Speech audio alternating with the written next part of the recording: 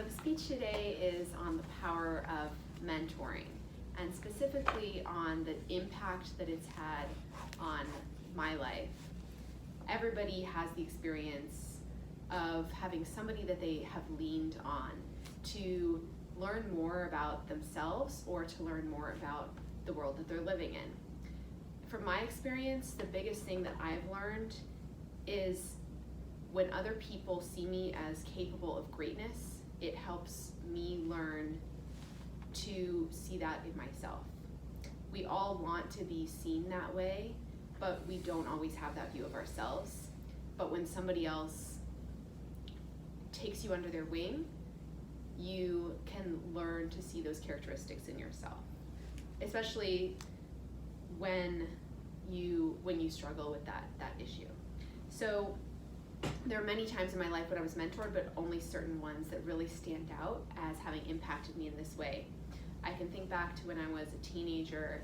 I was involved in fencing, which is a sport that I really liked and really engaged in as a teenager.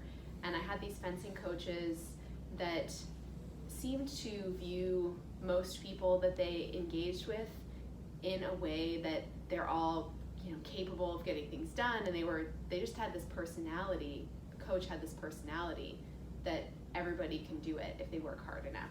But I always felt when I was in that environment, oh, they're talking to me, I can do it too, and not feeling, it made you feel special even if they were encouraging everybody.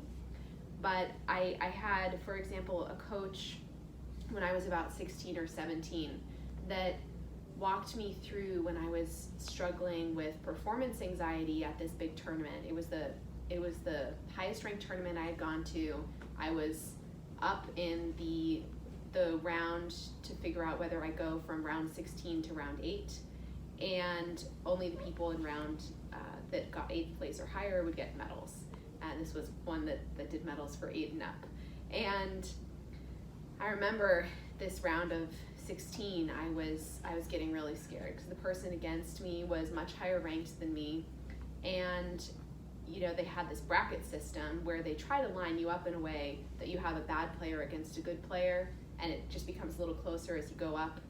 And I was lined up as the losing player in this set of the match, and because this other person was higher ranked than me, so I was really struggling.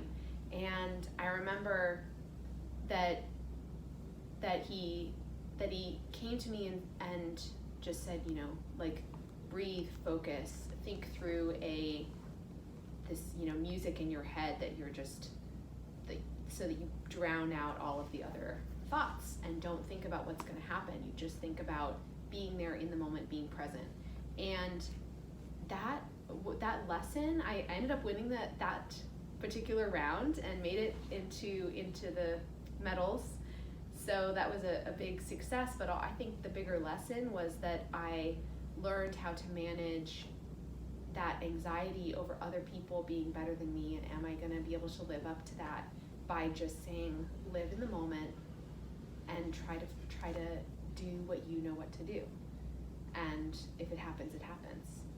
I think that was a huge lesson, and I'm still trying to incorporate that into my professional life as well. There's always that concern that people have of, am I going to perform as well as so-and-so?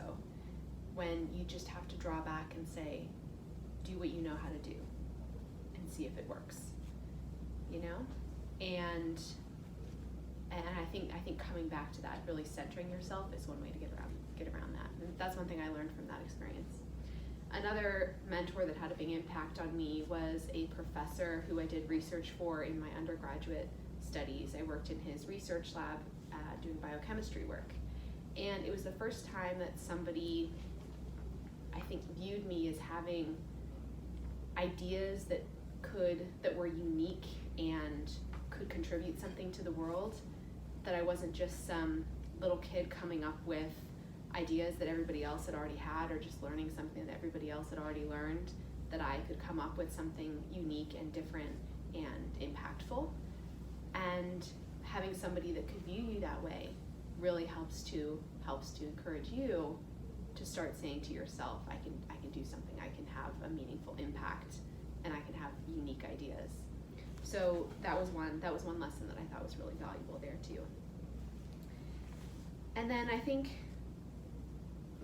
closely now, I recently, in the past year or so, saw a therapist to work on issues of self-worth, which is something I've struggled with. And I think honestly that I would recommend everybody to go to therapy, even if you don't think something's wrong, because there's always something wrong. But I think it taught me more about why am I always viewing myself so critically when I have a lot of strengths in other respects of viewing other people positively. So the therapist said, look, you can view, your kids and your friends and your loved ones with so much respect. Why can't you view yourself that way? And so I think trying to consciously everyday practice viewing yourself from the mindset of one of those loving outsiders is something that I'm still trying to work on and do. But that lesson that you can just switch your mindset and say, I'm going to think about myself the way that I view others, or the way that I think those other people that love me view me, then that can really change your sense of self-esteem.